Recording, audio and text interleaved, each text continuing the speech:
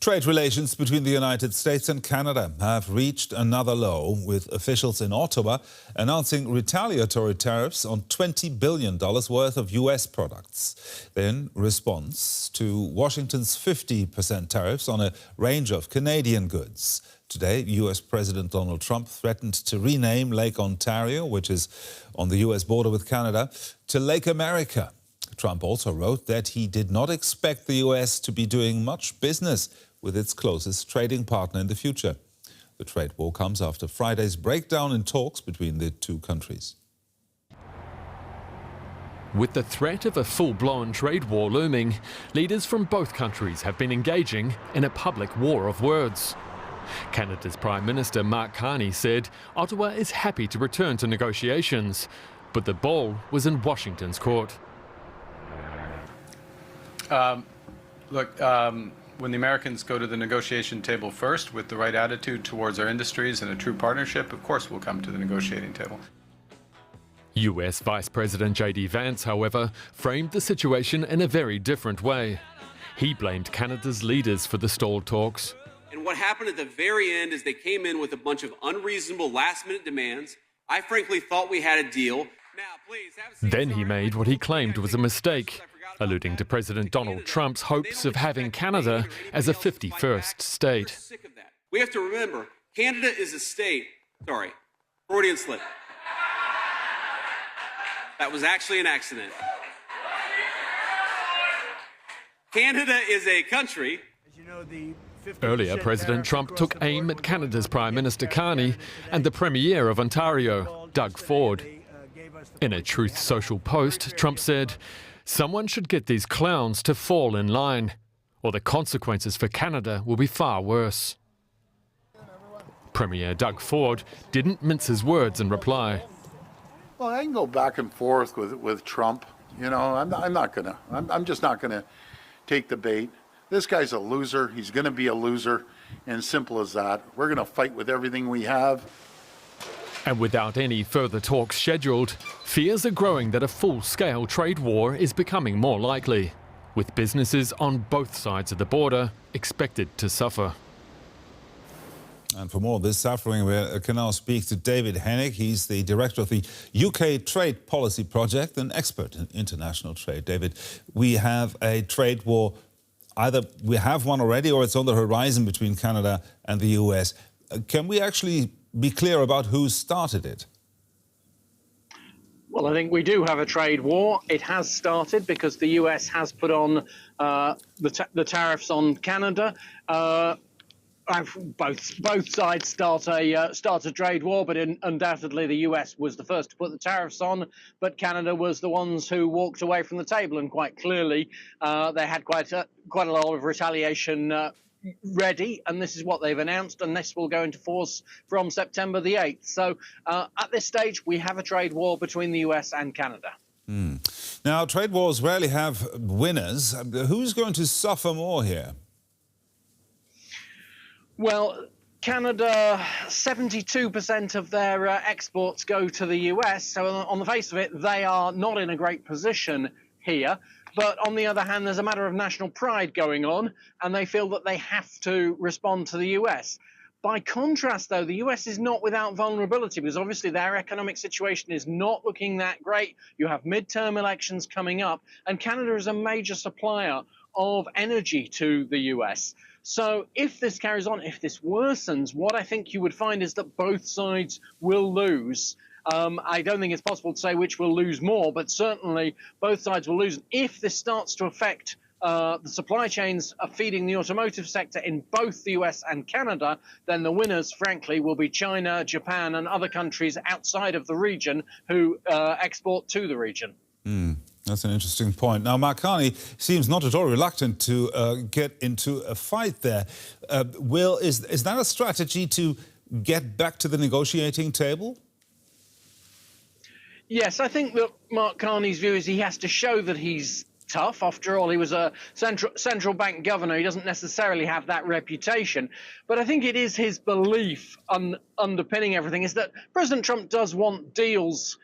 He prefers deals to conflict, and you play tough. President Trump may well forget the tough words within days and strike a new deal. So I think it's generally a view this could actually get President Trump back to the table, and in the meantime, it is what the people of Canada will expect is for the Canadian Prime Minister to talk tough. So I think he is in pretty strong position, Mark Carney, stronger, I would argue, than President Trump at the moment. That's interesting. But do you think, if you look at Trump's trade policy in the last, say, 24 months, or last 12 months even, is this trade policy, you think, still guided by reason? I'm not sure it was ever guided by reason. There are a number of reasons why President Trump does talk about tariffs. You know, I think he likes the whole game that's going on here with trade. He likes tariffs. He likes the conflicts. He likes the deals. So I think, you know, part of it is just the ebb and flow that this gives him. He also wants to raise the money as well. So, you know, there's lots of things that come as part of this. But ultimately, this is all about the way that President Trump handles trade. It's completely different from the way that any other developed country government would handle it, and every country has to respond in their way and does something pretty similar, sets their red lines, says what they'll accept, tries to cut a deal. If they can't, then they walk away, and they expect that by tomorrow President Trump might come back to the table, or he might make it worse. You're just dealing on a day-to-day basis with President Trump. It's hard to have a longer-term strategy. That's for sure. Where do you see room for compromise there? Well, ultimately, actually, the two sides are talking about imposing tariffs on the same sort of goods on each other, on iron and steel, on various consumer products. It would actually be easy for them to walk away from this in one sense and just kind of go back to normal. Forget some of the ideas that Canada would bow down before the US, but equally forget some of Canada's bigger demands as well. Start talking about energy pipelines again, which was one of the subjects where the two could have agreed, and you know it really not be on the bounds of possibility that in a week's time we go to a deal and we wonder what all the fuss is about. Equally, that could take several months. This is Trump world, but a deal is not that difficult to see. And it has happened before. Now let's zoom out a little to get a view of the bigger picture. A possible full-blown trade war with Canada, and the US trying to impose massive sanctions on anyone trading with Iran. If we look at this global picture, are we entering what will be an era of global tariff wars? I don't think it's a matter of global tariff wars. Clearly, global trade is under strain. Governments are putting restrictions on, but equally businesses are working around those restrictions. And we're not actually seeing a fall in global trade volumes that you might expect from these kind of actions. And that should tell its own story, really, that governments are struggling actually to control trade. Even President Trump is struggling to control US trade. So I think that reports of the death of globalization are somewhat exaggerated. I think it is still in pretty rude health, global trade. Equally, there are going to be continued tensions, and I would expect various flare-ups to continue. It's not just about the US; it's obviously also about the rise of China. It's about the EU's new position in the world. So I think it's certainly not going to be a period of calm in world trade, but equally, I don't think that the whole system is going to fall apart either. I think that what we've seen in the last couple of years is a lot of strain being put onto the system, and it has survived in reasonable health, to be honest. Interesting analysis there from David Henig, Director of the UK Trade Policy Project. Thank you very much, David. Well, joining me now is Alberto Rizzi with the European Council on Foreign Relations in Rome. Mr. Rizzi, it's good to have you with us. I'm sure you're aware of this. Canada's Prime Minister has said that he is moving forward to deepen economic ties with the European Union. I mean, he is knocking on Europe's door. Has there been any answer? We have already some of the first answers, in the sense that a couple of lawmakers from the main parties in the European Parliament have expressed their support for Canada, and we can be fairly certain that Canada would find an open and welcoming door in the autumn months for negotiations about how to deepen an economic and strategic partnership among the two sides. So for now, the response has been positive. In your opinion, is this how the EU should be handling this situation? Well, yes, of course, we're still in the beginning of the discussion, but certainly Canada is a very appealing economic partner for the EU.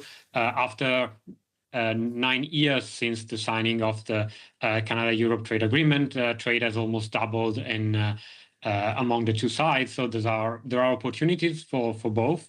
And when Canada and the US are arguing and having a sort of a trade war, definitely Europe is a very interested observer and wants to become a much more significant trade partner for Canada. And the same applies, of course, from a Canadian perspective. You know, there is a lot of talk, especially on social media, about Europe replacing the United States when it comes to economic ties with Canada. Is that notion, is it based in reality?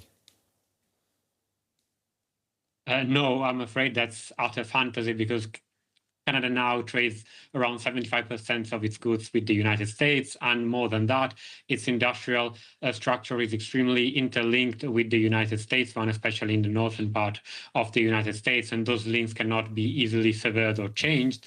And Europe also has a different trade structure compared to the one that Canada has with the United States. So at best, Europe can provide some diversification to Canada, an additional outlet for certain exports and an alternative source for certain imports, but it can definitely not substitute for the United States. That's impossible.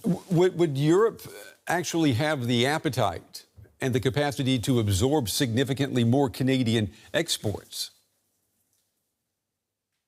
Only to a limited degree. In one sense, the two sides have a very complementary trade. So it means that there is room for Europe to buy more of certain Canadian goods, but Europe also has a trade surplus with Canada, and many European states, especially those that are losing market share, for example, in China or in other advanced economy, are interested in Canada as a buyer, not just as a supplier. So the absorption capacity is there, but is limited. It might not be as much as Canada hopes.